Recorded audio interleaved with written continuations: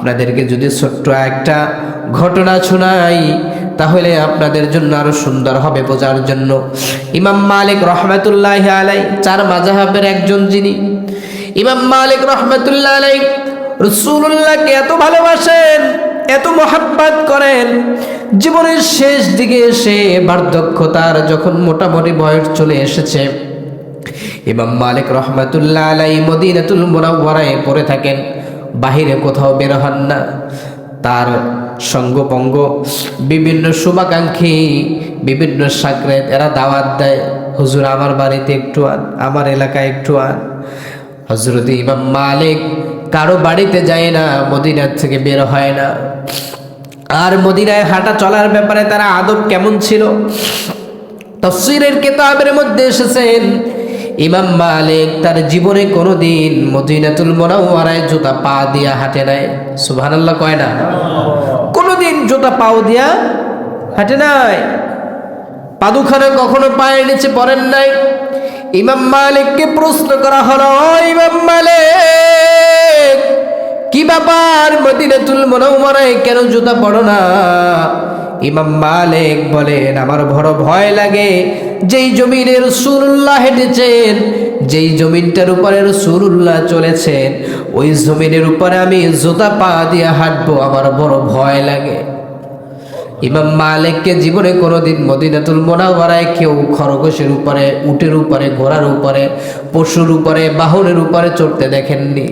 ইমাম মালিক বলেন, যেই জমিনের মধ্যে আমার প্যারে হাবিব ঘুমায় আছেন, ওই জমিনের উপরে আমি কেমন করে বাহনের উপরে চড়বো, আমার বড় ভয় লাগে।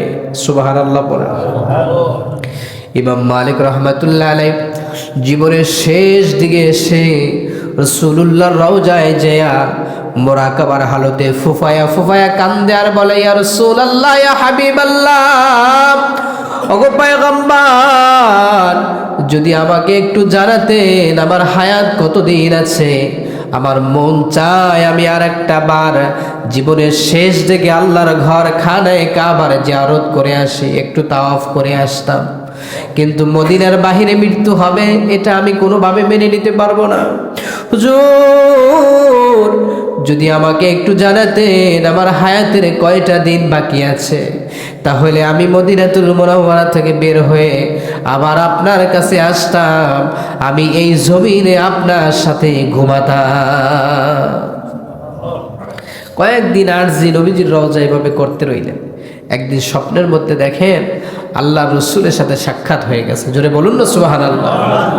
এ বাবাজি, এই পৃথিবীর মধ্যে সবচাইতে বড় দাম মুমিনের সফলতা হচ্ছে রাসূলুল্লাহর দিদার পাওয়া, ঠিক কিনা? জোরে বলেন। কি একটাবার মন চায় না যে এই চোখ দিয়ে দুনিয়ায় বসে রাসূলুল্লাহর চেহারা মোবারক খালি দেখে যায়? কি মন চায় না?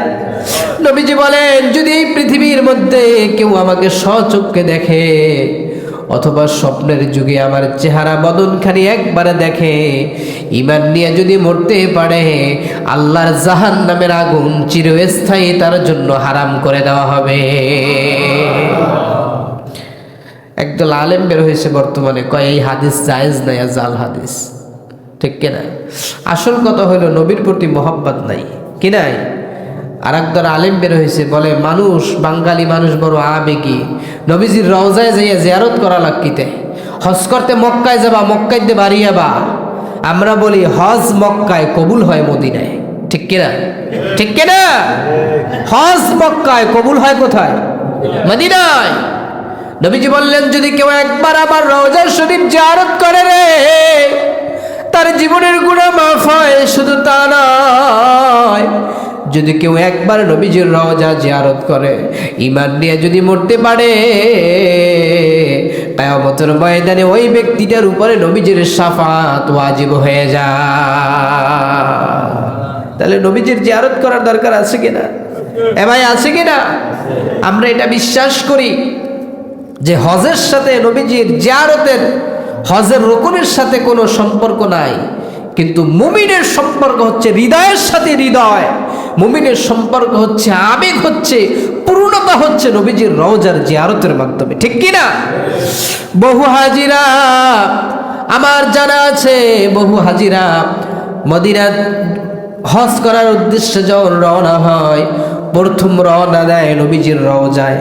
রওজার থেকে মক্কায় আসে, মক্কায় আবার জিয়ারত করে, তাওয়াফ করে, হজ পালন করে আবার নবীর রওজায় চলে যায়। আসার সময় নবীজির কদমে চোখের পানি ছেড়ে ছেড়ে বলে আসি, ইয়া রাসূলুল্লাহ, এসেছিলাম আপনার বাড়ি, দেখা হলো না। গিয়েছিলাম আল্লাহর বাড়ি, হজ করে এসেছি। আল্লাহর কাছে একটু বলেন আমার হজ জানি কবুল হয়। আবার যখন নবীজির কদমে এসে সব আবেগের কথা বলে যখন বিদায় হয়, বাসের মধ্যেও নবীজির জিয়ারত হয়ে যায়, এরকম প্রমাণ আছে ভুরি ভুরি।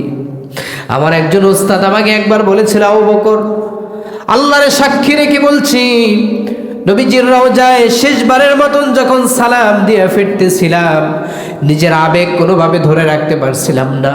বাসে ওঠার সময় হুমড়ি খেয়ে পড়ে গেলাম, চোখের পানি যেন কোনোভাবেই থামছে না, কান্না করতে করতে ক্লান্ত হয়ে পড়লাম।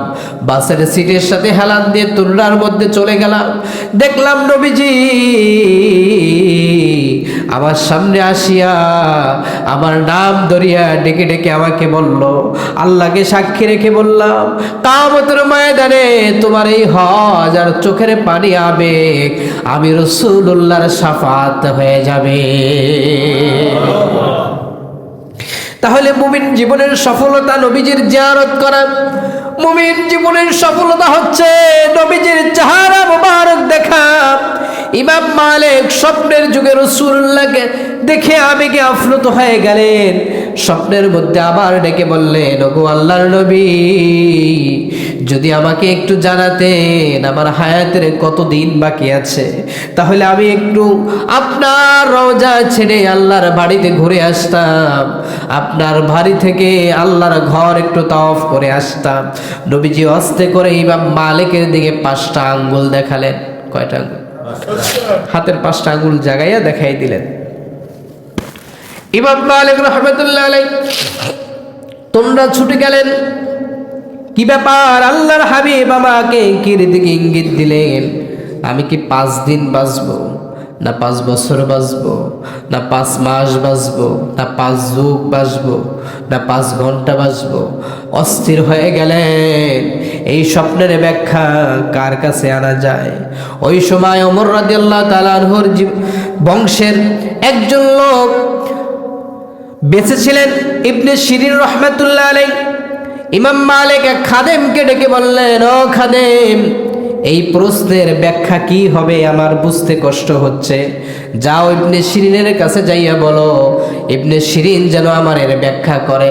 তবে খবরদার, সতর্ক থাকবে, ইবনে শিরিনের কাছে আমি ইমাম মালিকের নামটা বলবে না, গোপন রাখবে। নাম বলবে না, গোপন রাখবে। ব্যক্তিটা চলে গেলেন। ইবনে শিরিনকে যাইয়া সব ভাঙায় বললেন যে রাসূলুল্লাহর ব্যাপারে কোনো একজন ব্যক্তি স্বপ্নে দেখেছে, স্বপ্নে তাকে 5টা আঙ্গুল দেখাইছেন, এর ব্যাখ্যা কি হবে? ইবনে শিরিন রহমাতুল্লাহ আলাইহি তার পরিচয় জানানোর আগেই তিনি বললেন, তুমি কে, কোথা থেকে এসেছো আমি জানি না, তবে এই স্বপ্ন পৃথিবীর কেউ দেখতে পারে না। আমার বিশ্বাস এই স্বপ্ন দেখেছেন যিনি, ইমাম মালিক তিনি। সুবহানাল্লাহ কয় না? আমার বিশ্বাস এই স্বপ্ন ইমাম মালিক ব্যতীত আর কেউ কি দেখতে পারে না।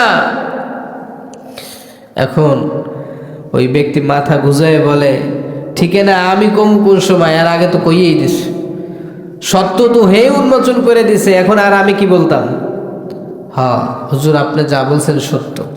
ইমাম মালিককে যাইয়া জানায়া দাও, আল্লাহ পাক 5টা বিষয় একান্ত নিজের এলেমের মধ্যে রেখেছেন, পৃথিবীর কোনো এলেমের সাথে মিশ্রণ করেন নাই। কয়টা জ্ঞান? জোরে বলেন। কি ভাই শুনবেন? 5টা জ্ঞান শুনবেন? একটু জোরে বলেন, কয়টা? 1 নম্বরে হচ্ছে কিয়ামত দিবসের কথা। ওই যে আয়াতটা দিয়ে আপনাদেরকে তাফসীরে ঢুকে বললাম যে কিয়ামত সম্পর্কে একমাত্র জ্ঞান কার? জোরে বলেন, কার? আয়াত দিয়ে বলছি না একটু আগে? এই দেখেন প্রমাণ। 1 নম্বরে আল্লাহ রাব্বুল আলামিন ব্যতীত এই জ্ঞান কারো নয়, তিনি একমাত্র জানেন। হায়াত মওত পৃথিবীর সব কিছু সম্পর্কে আল্লাহ জানেন। 2 নাম্বার হচ্ছে কখন বৃষ্টি হবে। অনেক সময় আমাদের সমাজের মধ্যে এখন টেকনোলজি, এরপরে বিজ্ঞানের রিসার্চ, এগুলো অনেক উন্নত হয়েছে না? এর মাধ্যমে অনেক সময় আশঙ্কা করে বলা যায় যে অমুক তারিখ থেকে অমুক তারিখ বৃষ্টি হতে যাচ্ছে। কি বলে না? আবহাওয়া বৃষ্টিকে বলে না? কখনো কখনো মিলে, কখনো কখনো কি মেলে না। কখনো কখনো বলে যে প্রচণ্ড বেগে বাতাস বৃষ্টি হতে পারে, দেখা গেছে একেবারে সামান্য একটা মেঘ হয়ে গেছে গা। কি হয় কি না? ওই সময় তো এরকম কোনো যন্ত্র ছিল না। এখন আধুনিক যুগ হিসাবে এগুলার আপনার উন্নত বেড়েছে। 2 নাম্বার হচ্ছে কখন বৃষ্টি হবে কেউ জানে না, একমাত্র আল্লাহ তাআলা জানেন। 3 নম্বরে মাতৃগর্ভে কোন সন্তান রয়েছে। এখন বলতে পারেন যে হুজুর এখন তো বাচ্চা গর্ভে আসলেই 6 মাস পরে যাইয়া আলট্রাসোনোগ্রাম করে বের করা যায় সন্তান ছেলে না মেয়ে। কে ঠিক কিনা? কোন লিঙ্গটা বের করে আনা যায় না? কিন্তু সামনের দিকে এই সন্তানটার ভবিষ্যৎ কি হবে এই সম্পর্কে পৃথিবীর কোনো দার্শনিক বলতে পারে? কথাগান বলতে পারে? এই সন্তান কি নেককার হবে না বদকার হবে? এই সন্তান কি বাবা মার পক্ষপাতিত্ব হবে না বিপক্ষপাতিত্ব চলে যাবে? সন্তান কি নেককার সুসন্তান হবে না বদকার হবে কেউ জানে? ইমাম মালিক রহমতুল্লাহ আলাইহি প্রশ্নের 3 নম্বর ব্যাখ্যা। ইমাম মালিককে বলবা 3 নম্বর ব্যাখ্যা হলো সন্তানটা নেককার হবে না বদকার হবে কেউ জানে না। এরপরে 4 নম্বরে আগামীকাল কি হতে যাচ্ছে এ সম্পর্কে কেউ জানে না। কি জানে নাকি? আগামীকাল আপনি কি খাবেন, কোথায় খাবেন জানেন? নিয়ত করলেন আপনি আগামীকালকের এক জায়গায় যাবেন, হঠাৎ অসুস্থ হয়ে যায় মানুষ, যায় কিনা? পথের মধ্যে অ্যাক্সিডেন্ট করে, গরুর গোসাইনা ফ্রিজে সুন্দর করে রাইখা দেয়, আগামীকালকের ভুনা করে খাবে। গরুর গুণ পাকাইছো সুন্দর করে, যখন পাকাইছে হঠাৎ করে কুকুর যাই অর্ধেক খাইয়ে ফেলাইছে।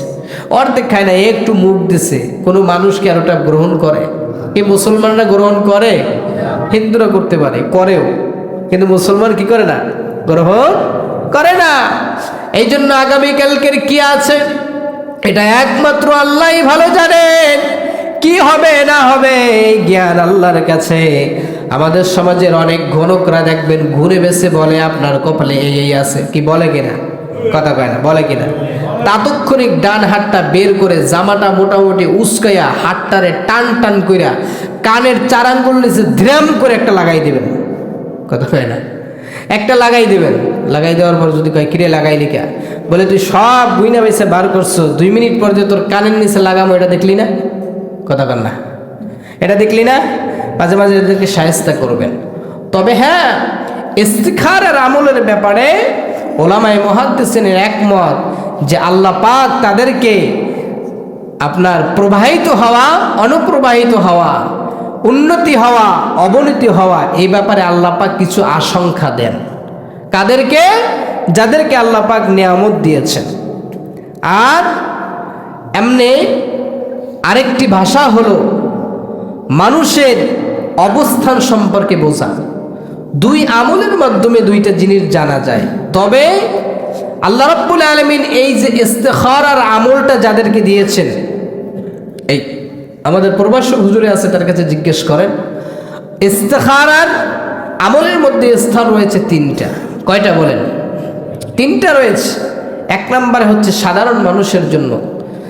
আল্লাহ রাব্বুল আলামিন তার হাবিব সাল্লাল্লাহু আলাইহি ওয়াসাল্লাম সমস্ত ব্যাপারে মানুষদেরকে ইস্তিখারা করার নির্দেশ করেছেন। তুমি ব্যবসা করবা, চাকরি করবা, আল্লাহর সাহায্য চাও, আল্লাহর সাহায্যের মাধ্যমে তোমাকে কি জানায় এটা তুমি যাই না কাজটা শুরু করো। সুবহানাল্লাহ পড়বেন না? আর সমস্ত সাহাবীদের একটা সুন্নাত হলো সামান্য সামান্য সাহাবীরা, অর্থাৎ যারা অধিক লেখাপড়া জানতো না, তারাও এই ইস্তিখারা করে আল্লাহর কাছ থেকে অনুমতি নিত। আমরা আজকাল বেশি বিপদের মধ্যে কেন পড়ি জানেন? এই সুন্নাহকে আমরা উঠিয়ে দিয়েছি, এই জন্য বেশি বিপদে পড়ি। তাহলে বলে হুজুর আপনি বলেছেন একটু আগে যে আগ সংবাদ কেউ আল্লাহ ছাড়া জানেন না, তাহলে এটা কে জানেন? ইস্তিখারার মাধ্যমে যে জ্ঞানটা দেন এটা পৃথিবীর কেউ দেন না, এটা আল্লাহ পাকই দেন। সুবহানাল্লাহ পড়বেন না? আর বিশেষ কিছু আমলের কারণে আল্লাহ পাক বিশেষ কিছু ব্যক্তিদেরকে কবুল করে এই জ্ঞানটা দান করে। বুঝাইতে পারলাম? তার মানে এই ব্যাপারে 100% শিওর হওয়া যাবে না যে এটাই হতে যাচ্ছে।